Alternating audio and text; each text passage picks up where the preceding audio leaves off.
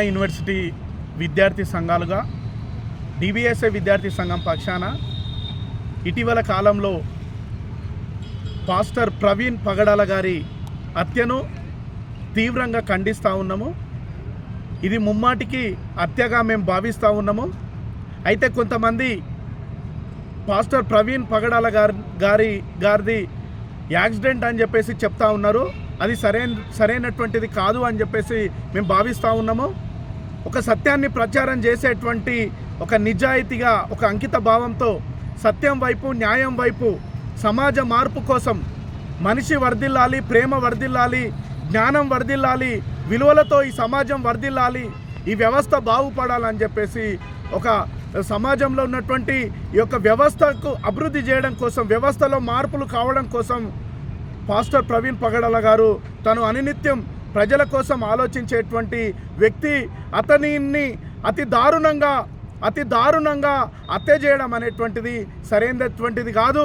అంటే ఒక వ్యక్తి మేధస్సును, ఒక వ్యక్తి జ్ఞానాన్ని హత్యలతోటి ఆ వ్యక్తిని హత్య చేస్తే ఆ జ్ఞానం ఆగిపోదు, మరింత విస్తరింపుతుంది అని చెప్పేసి ఈ సందర్భంగా తెలియజేస్తూ మేము ఒకటే చెప్తా ఉన్నాం. ఉస్మానియా యూనివర్సిటీ డిబిఎస్ఏ విద్యార్థి సంఘం పక్షాన ఐక్య విద్యార్థి సంఘాలుగా ఏదైతే రాజమండ్రిలో హత్య అని చెప్పేసి మేము 3 అంశాల పరంగా చెప్తా ఉన్నాం. ఏంటి అంటే తను ఏదైతే అక్కడ మొహం మొత్తం కూడా కర్రలతోటి కొట్టిర్రు, ఒక చెక్క మీద రక్తపు మరకలు ఉన్నాయి.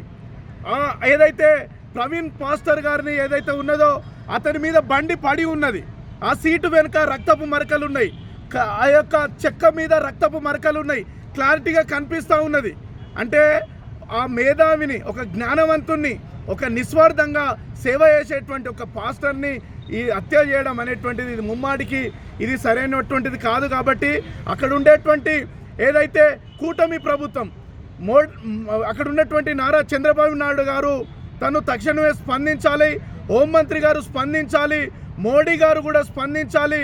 ఇట్లాంటి పాస్టర్ల మీద అంటే లౌకికపరమైనటువంటి ఈ యొక్క దేశంలో భారత రాజ్యాంగం ఇచ్చినటువంటి స్వేచ్ఛ ఆర్టికల్ 25 నుంచి 29, 28 వరకు మత స్వాతంత్రపు హక్కు ఉన్నది.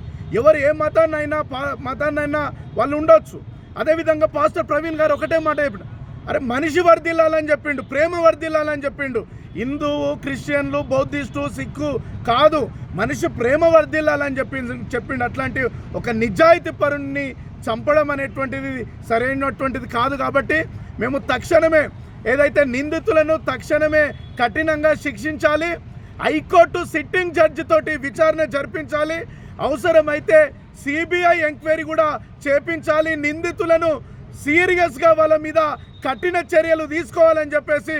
లేకపోతే ఉస్మానియా యూనివర్సిటీ ఎక్కడ అన్యాయం జరిగినా బాధితుల పక్షాన సత్యం వైపు న్యాయం వైపు నిలబడుతుంది. కాబట్టి అట్లాంటి సత్యాన్ని ప్రచారం చేసే వ్యక్తిని, న్యాయం గురించి మాట్లాడే వ్యక్తిని, అన్యాయాన్ని ఎదిరించే వ్యక్తిని, అంబేద్కర్ వాది ఎవరు మన పాస్టర్ ప్రవీణ్ పగడాల గారు, అట్లాంటి వ్యక్తిని చంపడం అనేటువంటిది సరైనది కాదు. కాబట్టి నిందితులను శిక్షించాలని చెప్పేసి ఈ సందర్భంగా తెలియజేస్తున్నాను. Thank you.